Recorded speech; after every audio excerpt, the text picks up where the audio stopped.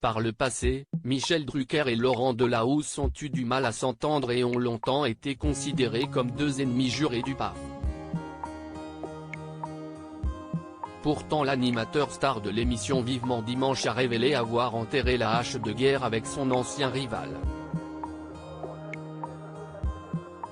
Invité face dans l'émission L'Instant de Luxe pour Télé Loisirs le 1er juillet 2022, Michel Drucker a expliqué qu'il regrettait ses propos sur le compagnon d'Alice Talioni.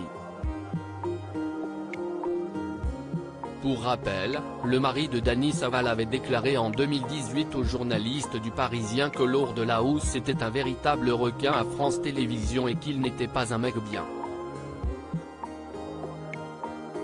Pire, il aurait tout fait pour prendre sa place à l'antenne. Il a demandé ma place pendant près de 10 ans.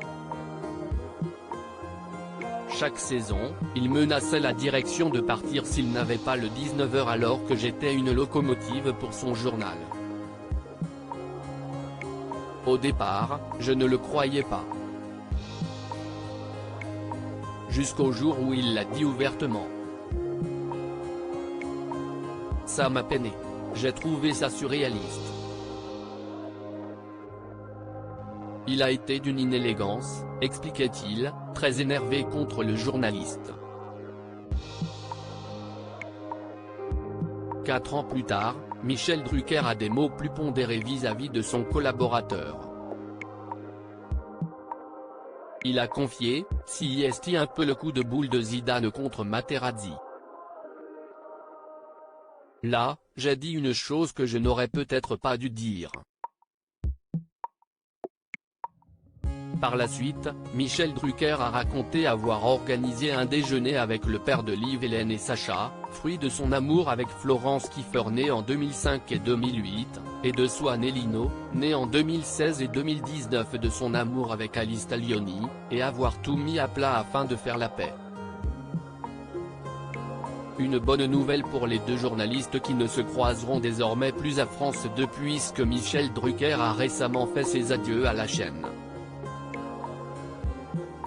En effet, il sera à partir de la rentrée sur France 3 dans une nouvelle version de l'émission culte Vivement Dimanche. Souhaitant être plus proche de la province, il a expliqué « Je vais mettre en lumière des acteurs qu'on ne voit nulle part. Mais que le public connaît complètement.